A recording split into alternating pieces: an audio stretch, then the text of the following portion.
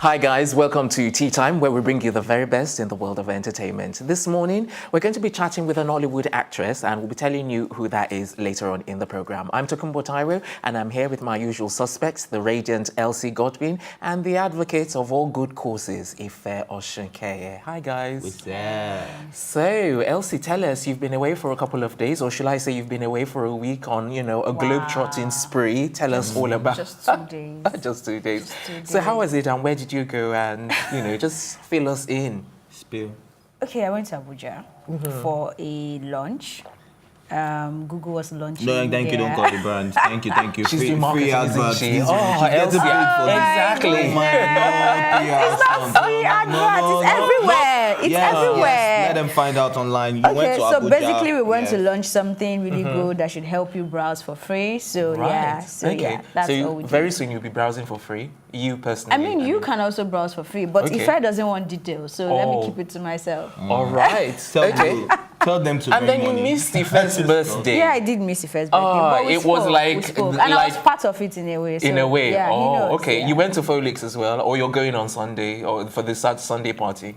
Oh, there we go. Don't worry. Invite to be. Okay. You have to spill. That's what we do right here, always spilling tea. It's tea time. Okay, speaking about tea time, it's that time where we introduce our studio guests. Now, as I mentioned earlier, she's a Nigerian actress, a Nollywood actress. She's an entrepreneur as well. She's acted in several movies, including When Love Happens, Road to Yesterday, The Department, Mo, and more. She's been known to quote that she lives on style. And speaking on style, she definitely knows how to rock the red carpet. She's rocking the, she's definitely, oh good heavens. She's doing so much, so well that, she's got my words, all jumbled up. With almost 22,000 followers on Instagram, ladies and gentlemen, allow me to introduce the noticeable, the noteworthy, and the never-failing Nkem Marchie. Welcome. First, I must say your beauty is amazing. Oh, thank you. I've never seen Tokunbo's daughter. I mean, there's always the first time. There's always the first time. But you always, you always glow. In fact, I think we should start from here rather than start from you, because the way you glow, every time I see you on the red carpet, you glow. Even now, you're glowing. So I'm like, do you have your own cosmetic brand? And basically, what's your beauty regimen?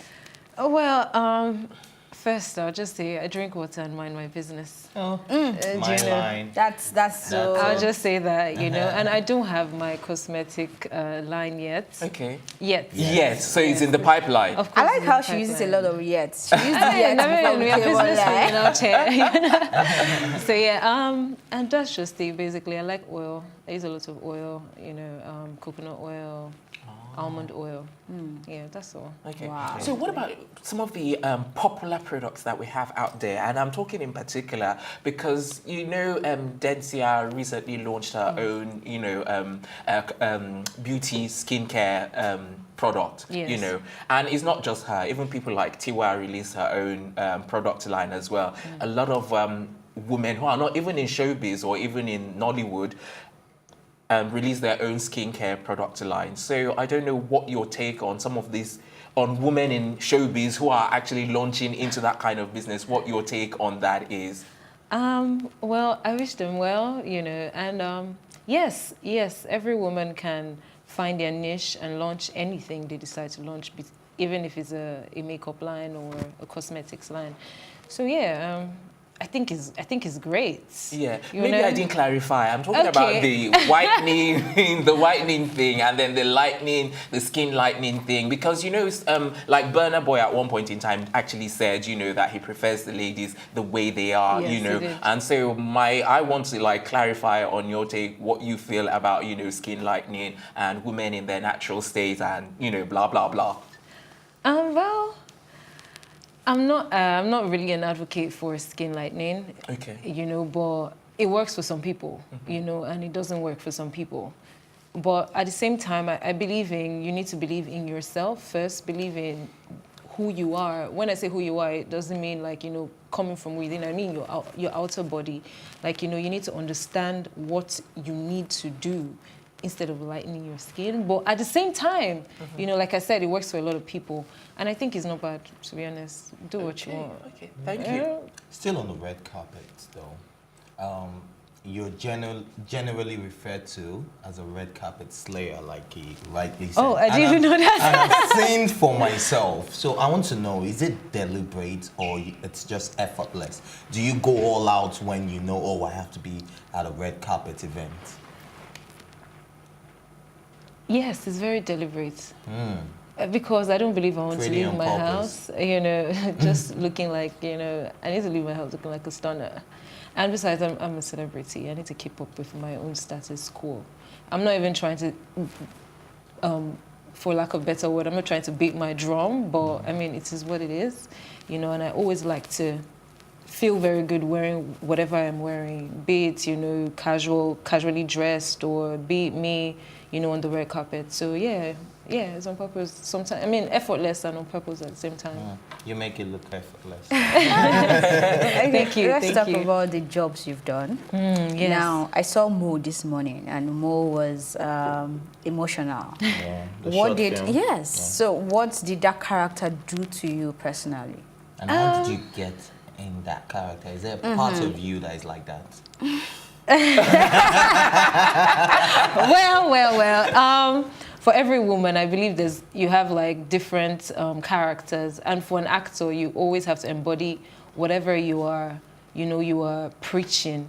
You always have to embody that new character you have from the beginning of when you get your script to the end of when, you know, they say cut and it's a wrap.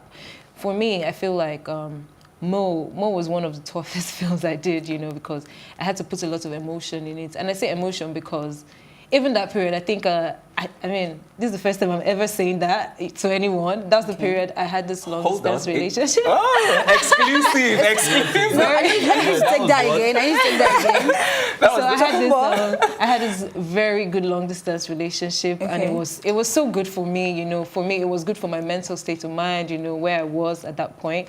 And that was the period, you know, we just broke up and all that. So I put a lot of emotions to that character, especially the bathroom So you channeled your pain. Yes, I really cried. I really character. cried. Yes, I cried. Now, on the back of what you said, we have a lot of questions to ask you more, but honestly, we need to take a quick break. When we return, we'll be continuing in our conversation with Nollywood actress Nkem Marchie. We'll be right back.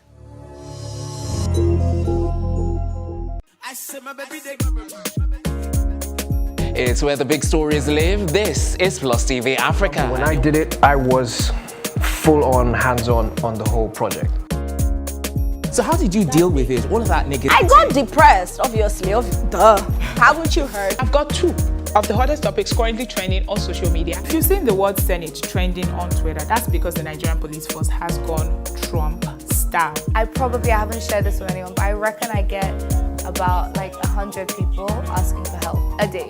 That's a fact. I can prove that.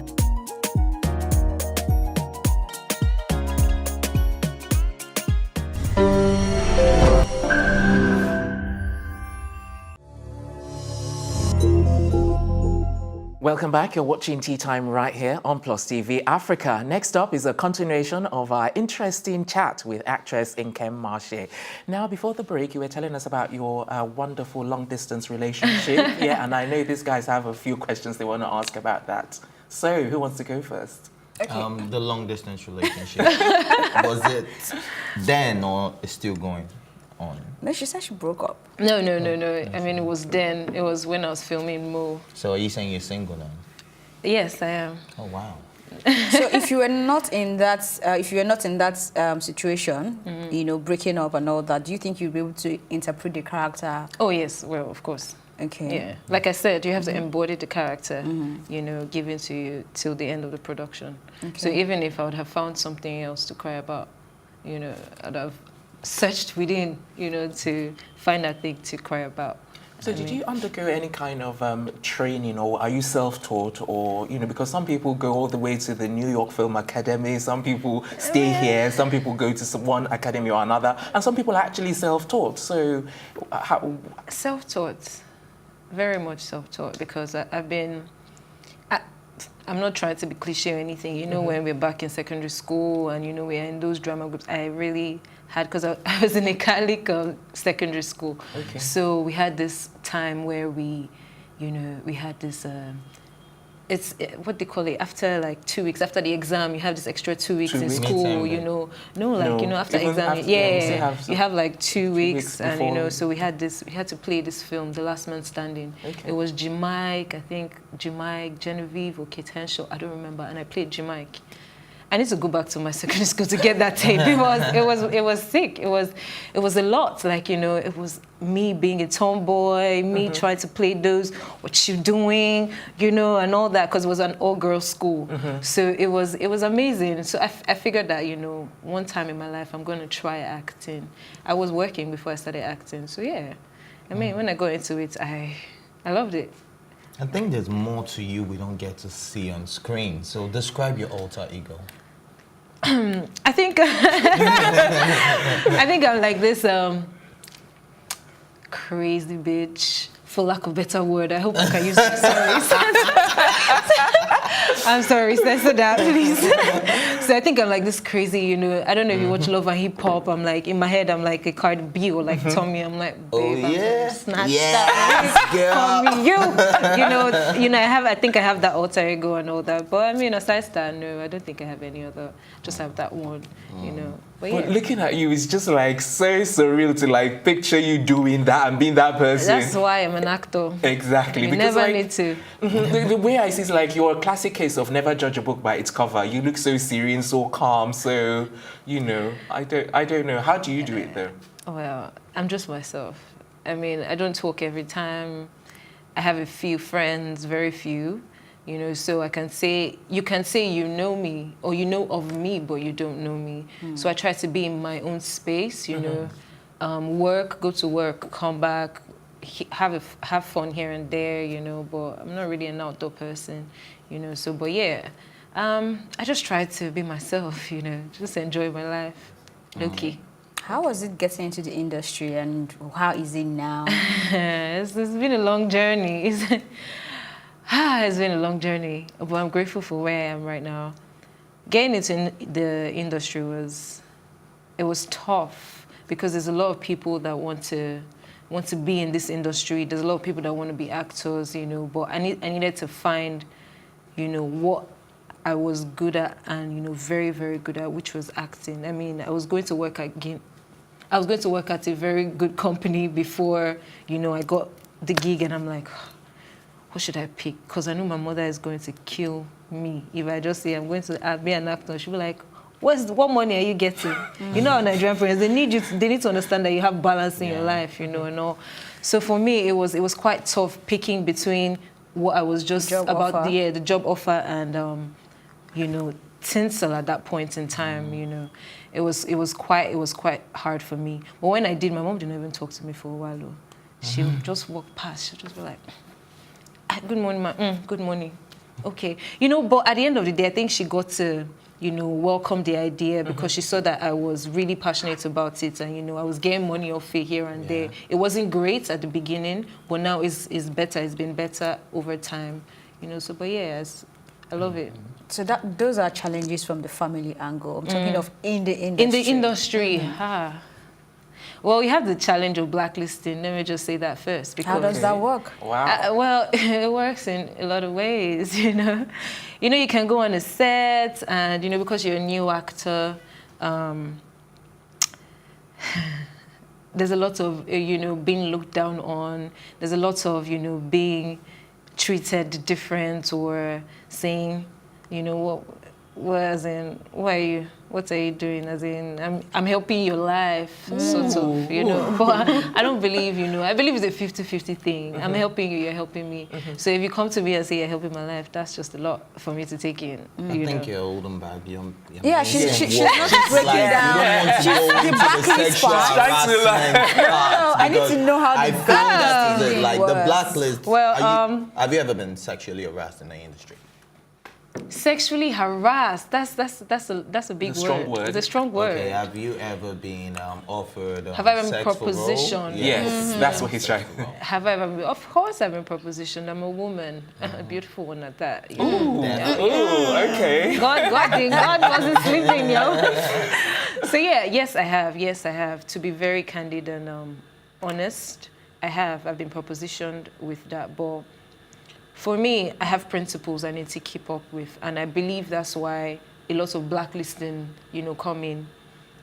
I'm one of those actors where I like my work to speak for me. And if you don't believe that I'm meant to be on set. If you're not certain that I'm meant to be on your set, for example, you call me and tell me, oh, we have this movie and we want you to play, but we don't have money and all those things. Now, for me, I do not have a problem when you don't have money. I need to weigh my value of what I'm getting off that project with the money I'm getting. So at the end of the day, it's value or money. So if I don't believe there's value, I'm not really going to take you. I know if you don't really have that money, then... Okay. So if I were to ask you the things you love, what would they be? I love acting. I love reading. I love music. I love watching TV shows, because for me, watching TV shows, I need to play this character in my life. Okay. Do you know I just got you? Wait. Because I'm a Twitter stalker, and you posted that, and you said, how long would it take for you to name yourself?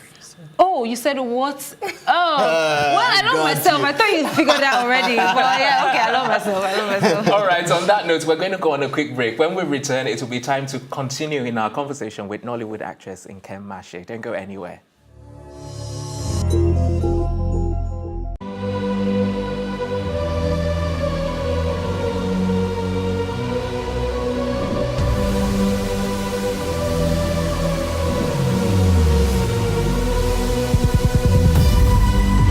What we do not understand, we will stigmatize. What you can see is the remaining of the tanker that exploded. The suspect equally confessed.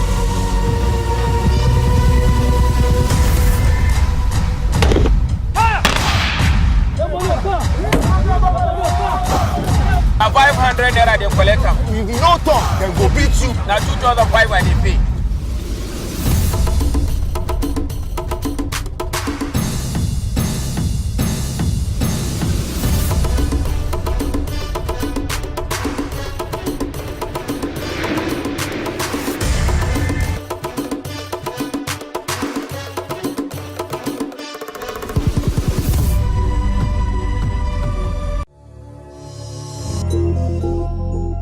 Welcome back. It's still tea time right here on Plus TV Africa. And we're swiftly moving on in our conversation with Nollywood actress Nkem Marchie.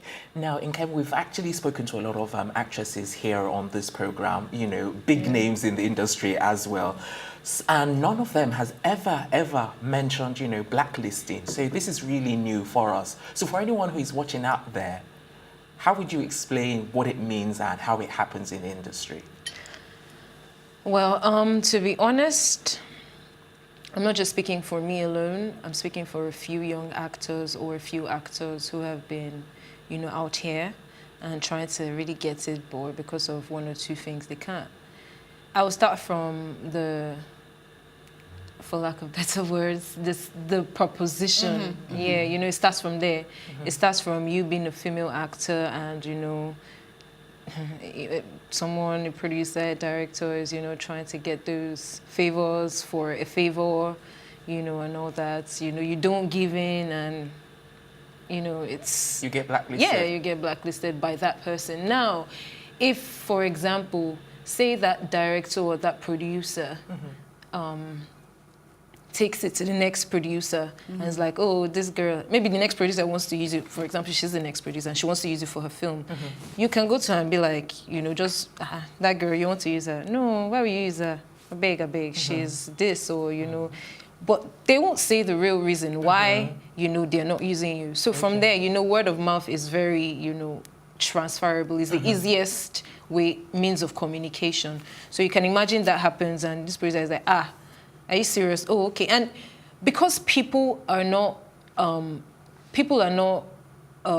lack of better word again, because they're not okay or because they can't go out themselves to find information about a certain or wait to perceive that kind of thing from you or whatever that, At the end of the day, you're literally going past like 5, 6 producers, directors without getting a movie because they think that you're a certain type of way, or because they think that you're rude because you have some principles like I want to get on set and I want my breakfast if I'm waking up by 6:30 to get on set. But when you do that, you know, it's like you're a diva. Yeah, but it's only the right thing to do because at the end of the day, we're not. Okay, so contrary to what Ife said, we had Jenny Uzoma this week, and she said something. She mentioned something about blacklisting, and she was talking from the angle of sexual harassment. If you come out to talk about it, then everybody feels, or most of the producers and director can now blacklist you and say, that girl, she's a problem, don't go there, yes, don't of go course. there. So it happens. what happens when you face that and you feel the urge to come out and let people know this is what I'm going through? Well, to be honest, this is the first time I'm talking on TV about this type of thing because it affects us a lot, you know, in a really, really long run, because not everybody can ask you about the story.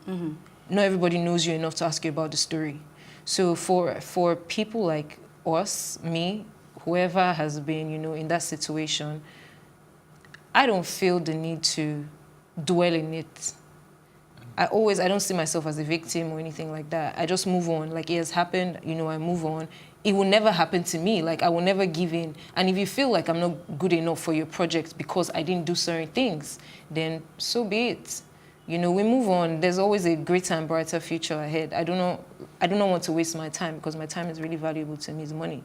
So I don't want to waste my time dwelling on that particular situation of, oh, the director said I should, and if it there's really no time for that, you know. I just move on, and I'm really hoping that we get to a point where it's not a problem. But to be very factual, we are human beings. We're always going to see this type of things.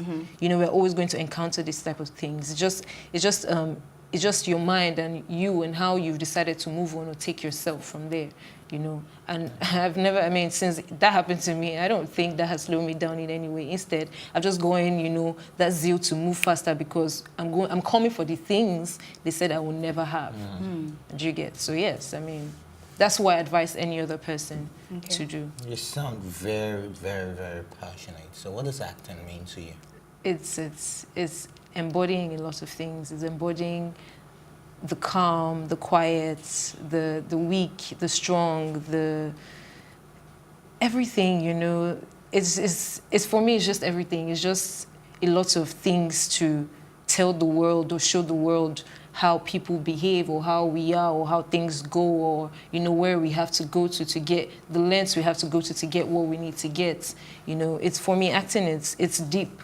So it runs deeper than just the surface. It just runs deeper than that character. It's knowing that, you know, you're embodying this person, you're representing somebody out there in the world that is going through that particular thing, you know, and just showing it to everybody and being like, you know, there's this person out here going through this type of thing. So what do we do about it? Do we speak up? Do we not speak up? You know.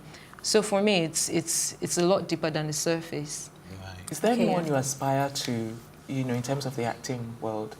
Well, in Nigeria, not in Nigeria, globally, or in Nigeria, as the case may be. Like I always told them, I have 4 role models, or 5. My mom first included because she's really a strong woman. Genevieve, secondly, because she has paved the way that even people cannot, things that, you know, ought to be seen as normal with her or with any actor, you know, breaking bounds, you know, creating that line, you know, people are saying it as a big deal, but at the end of the day, that is where we aspire to be. We aspire not to just be here in Nigeria sitting down and making Nollywood movies. We aspire to go, you know, in this path where we are getting some FBI jobs and, you know, and all those things. So yes, for me, then I have Zoe Saldana. Okay. Why? Because she's quite picky about the movie she does. Actually, we're running out of time, so just mention the names. And great. There's Zoe Saldana, there's Meryl Streep, and last but not least, there's Victoria Beckham. Okay, all right. Thank you very much. And that's precisely where we're going to wrap up this morning. We're back later this afternoon for a brand new episode of the program. Until then, a big thank you to my co-anchors, Ife and Elsie, the entire production team, and of course, our guests on the program, Nkem Marchie. Thank you very much indeed. I'm talking about Taiwo, and thanks for watching, and from all of us here, we bid you good morning.